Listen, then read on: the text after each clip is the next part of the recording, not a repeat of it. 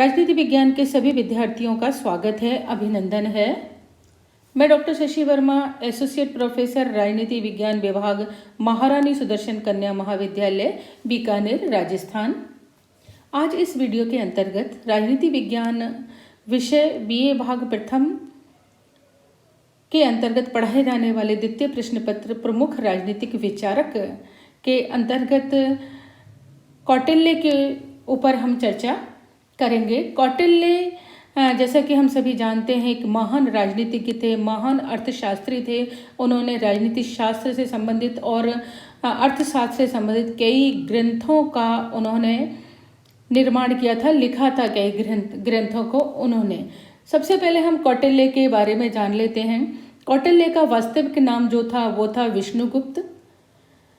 उन्हें कौटिल्य इसलिए बोला जाता था क्योंकि उनका जन्म कुटिल नामक ब्राह्मण वंश में हुआ था, इसलिए कालांतर में कुटिल कौटिल्य के रूप में हम जानने लगे थे। और उनके पिता का नाम था चाणक्य, इसलिए वो अपना सरनेम चाणक्य लगाते थे, इसलिए हम उन्हें चाणक्य के नाम से भी जानते हैं। कौटिल्य की या चाणक्य की जो शिक्षा दीक्षा हुई थी वो नालंदा विश्वविद्यालय के अंतर्गत हुई थी। उस समय उत्तरी राज्यों का केंद्र मगध राज्य था, जिस पर नंद वंश का शासन था और उनके जो अंतिम शासक थे वो थे महापद्मानंद। महापद्मानंद के जो प्रधानमंत्री थे सटकार, वो उनसे बहुत नाराज रहते थे और वो प्रयास करते रहते थे कि किसी भी तरीके से शासक को, महापद्मानंद को सबक सिखाया जाए, उनसे अपना बदला लिया जाए। एक बार महापद्मानंद जो शासक थे उन्होंने सटकार जो प्रधानमंत्री थे उनको कहा कि आप कुछ ब्राह्मणों को आमंत्रित कीजिए।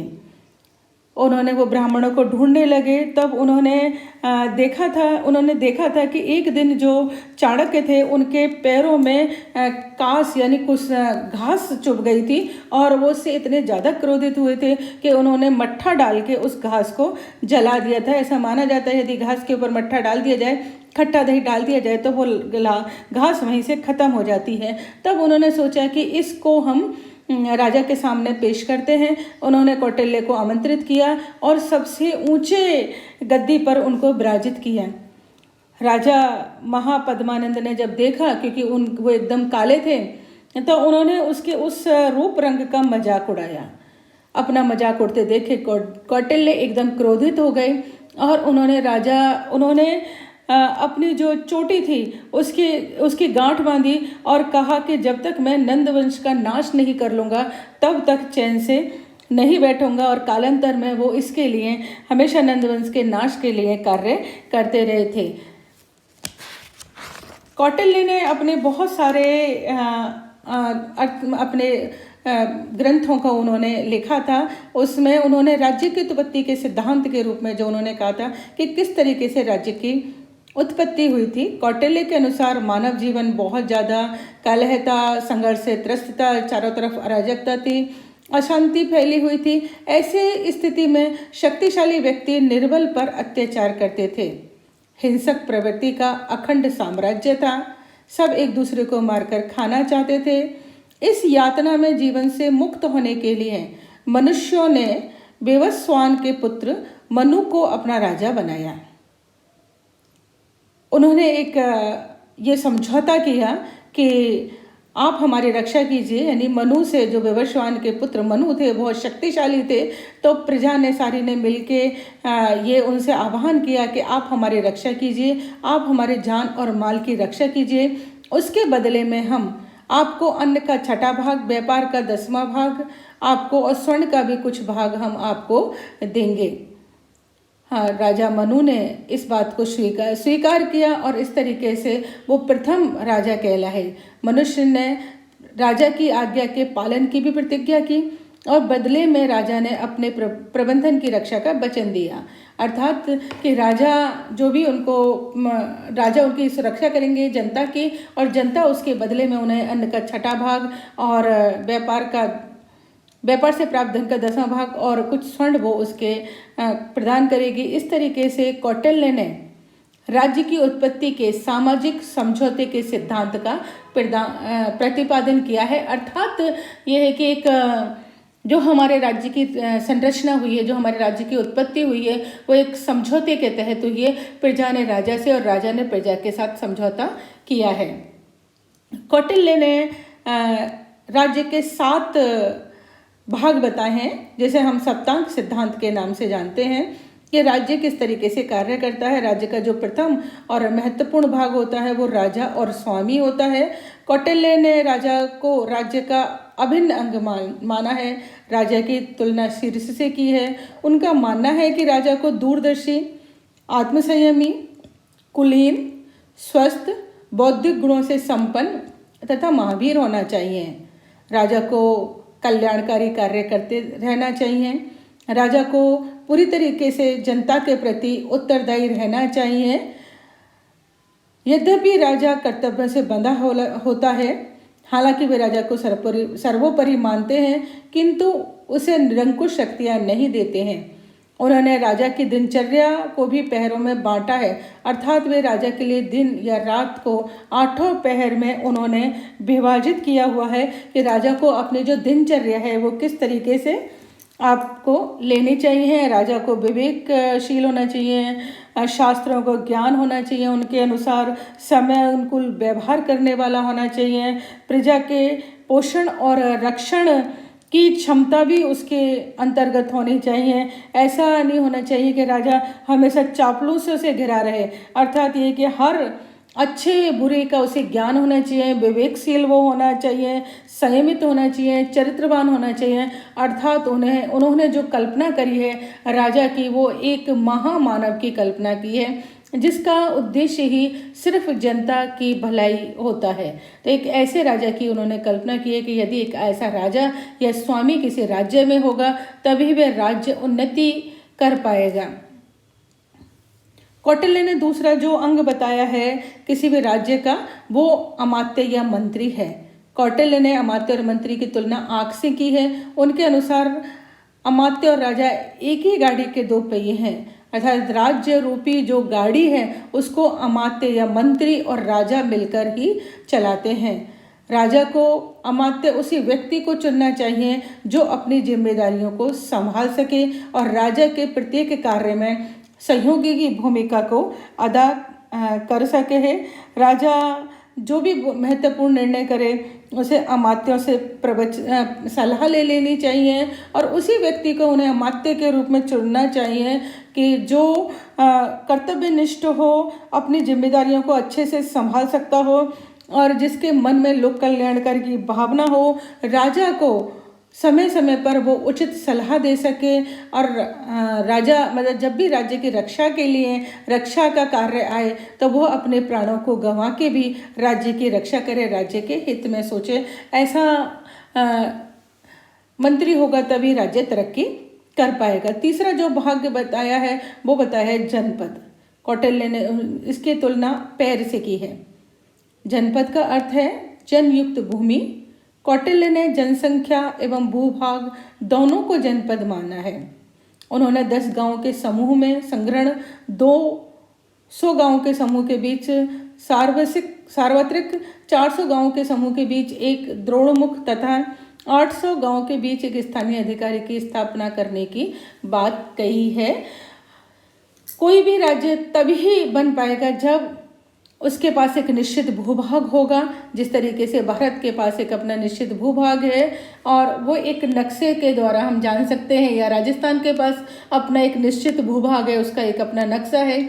उनके पास एक निश्चित जनसंख्या है जिसकी गिनती भी की जाती है और हमेशा 10 साल बाद उसकी गिनती की जाती है। इस तरीके से उन्होंने कहा है कि राजा और मंत्री के बाद एक राज्य के पास निश्चित भूभाग होना चाहिए और जनसंख्या उसकी अपनी होनी चाहिए। भूभाग नहीं होगा तो राज्य नहीं बन पाएगा, हम उसे राज्य का दर्जा नहीं दे पाएंगे और उस भूभाग के अंदर यदि जनसंख्या नहीं होगी, जनता नहीं होगी तो राज्य कैसा होगा, न मंत्री काम कर पाएंगे और न ही राजा कार्य कर पाएगा।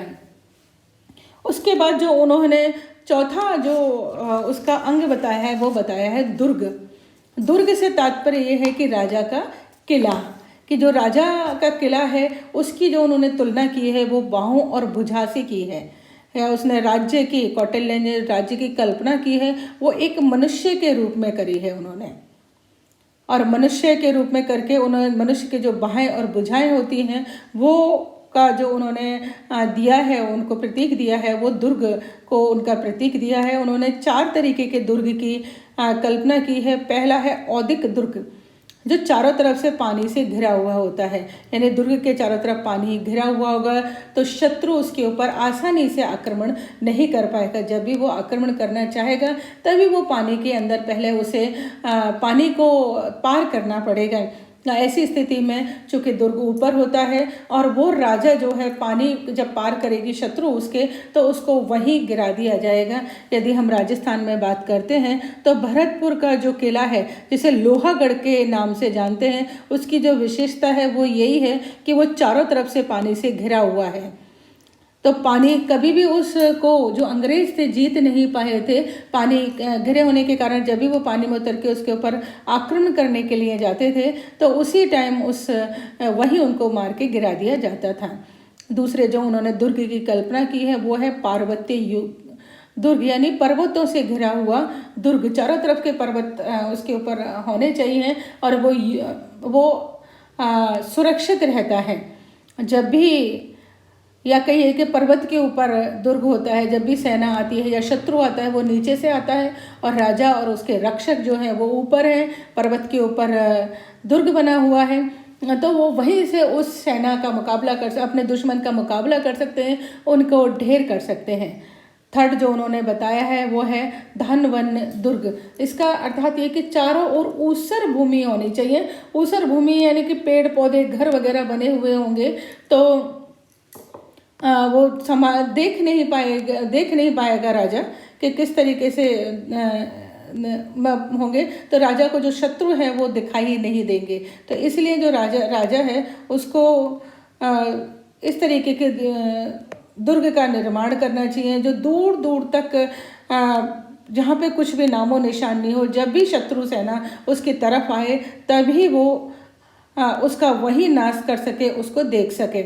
फोर्थ जो उन्होंने बताया है वो है वन दुर्ग। वन दुर्ग, उसके चारों पर वन या जंगल हो और उस जंगल में उस दुर्ग का उनको पता ही ना लग सके, उसके शत्रुओं को, कि कहाँ पे है, वन में, जंगल में, या वो जंगल और वन तक आना चाहें तो वहाँ पर बहुत सारे जंगली जानवर हों और वो जंगली जानवर ही उनका मुकाबला कर लें या उनको आसानी से पता चल सके कि उनका जो शत्रु हैं वो उनके ऊपर आ रहे हैं। इस तरीके से राजा स्वयं अपनी रक्षा करे और अपनी जनता की भी रक्षा कर पाएगा। जब वो स्वयं अपनी रक्षा कर पाएगा तभी वो जनता की रक्षा कर पाएगा। 5वां जो उन्होंने बताया है वो बताया है कोश।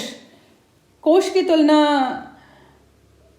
कौटिल्य ने मुख से की है कि कोश राज्य का मुख्य अंग होता है, क्योंकि उसके अनुसार कोश से ही कोई राज्य वृद्धि करता है तथा शक्तिशाली बने रहने के लिए कोश के द्वारा ही अपनी सेना का भरण पोषण करता है। उन्होंने कोश में वृद्धि का मार्ग करारोपण बताया है, जिसमें प्रजा को अनाज का 6वां, व्यापार का 10वां भाग और पशुधन के लाभ का 50वां भाग राजा को कर के रूप में अदा करना चाहिए। निश्चित ही जब कोई भी कार्य जो होता है वो कोश के द्वारा होता है, धन के द्वारा ही होता है, और राजा स्वयं अपने बल पर इतना धन नहीं कमा सकता है। यदि राजा को अपनी जनता का सुरक्षा रखनी है, अपने जनता का कल्याण करना है, तो धन की आवश्यकता होती है और धन उसे एकत्रित करना पड़ेगा और वो धन उसे प्रजा के से ही एकत्रित करना पड़ेगा। तो राजा को एक इस तरीके के कर लगाने चाहिए प्रजा के ऊपर, जिससे प्रजा को कोई परेशानी ना हो और प्रजा उतना आराम से वो अपना कर दे पाए कि प्रजा को जो अन्न वो पैदा करती है प्रजा, उसका केवल 6वां भाग व्यापार से जो प्राप्त होता है उसका केवल 10% या 10वां भाग, और पशुधन के लाभ जो होता है उसका 50वां भाग राजा को कर के रूप में देना चाहिए, ताकि उस पैसे से राजा उन्हीं के कल्याण के लिए, उन्हीं की सुरक्षा के लिए कार्य कर सके। उसके बाद उन्होंने दंड और सेना की व्यवस्था की है कि दंड और सेना किसी भी राज्य के लिए बहुत आवश्यकता होती है।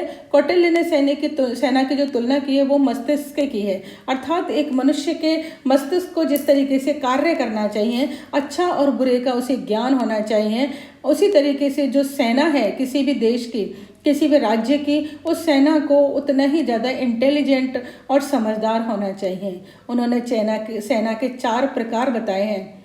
हस्ती यानी हाथियों से युक्त सेना, अश्व सेना यानी घोड़ों से युक्त सेना, रथ सेना अर्थात रथ के ऊपर जो स्वयं राजा होता है वो प्राय सेना के अंदर जो चलता है वो रथ के ऊपर चलता है। और उसके बाद है पैदल सेना कि पैदल भी सेना होनी चाहिए और इस तरीके की सेना का विभाजन करना चाहिए उसे कि हस्ती, हाथी, घोड़े, रथ और पैदल सभी तरह की सेना का निर्माण करना चाहिए और परिस्थितियों के अनुसार उसे अपने देश की रक्षा करनी चाहिए। सेना को साहसी और बलशाली होना चाहिए। सैनिकों के हृदय में देश प्रेम होना चाहिए, तभी वो अपने राष्ट्र की रक्षा कर पाएंगे, अपने आप को कुर्बान कर पाएंगे देश के लिए। और यदि कोई सैनिक वीर गति को प्राप्त हो जाता है, शहीद हो जाता है, तो उसके परिवार को उसके ऊपर अभिमान होना चाहिए और परिवार जो है उसके भरण पोषण की जिम्मेदारी भी राजा के ऊपर होनी चाहिए। उसके बाद जो 7वां है वो है मित्र। मित्र यानी कौटिल्य ने जो मित्र की तुलना की है वो कान के रूप में की है कि जो मित्रगण होते हैं राजा के, वो उसको आसपास की सारी जानकारी देते रहे कि कौन कौन उसके विरुद्ध कार्य कर रहा है, कौन उसके देश पे आक्रमण करना चाहता है। और जब भी राजा को किसी भी तरीके की सहायता हो, कोई उसके ऊपर परेशानी हो, विपत्ति आए, तो मित्रों को उसकी सहायता, ऐसे मित्र होने चाहिए कि जो उस टाइम आके उसकी सहायता कर सकें राजा की। तो इस तरीके से कौटिल्य ने राज्य के 7 अंग बताए हैं और निश्चित ही ये 7 अंग यदि होंगे तभी कोई राज्य अपनी प्रजा के लिए लोक कल्याणकारी कार्य कर पाएगा, प्रजा की रक्षा कर पाएगा, प्रजा का भरण पोषण और लालन पालन कर पाएगा। और इन 7 अंगों को जब समुचित सामंजस्य होगा तभी एक अच्छे राज्य का निर्माण होगा। प्लीज़ लाइक, शेयर और सब्सक्राइब चैनल। Thank you.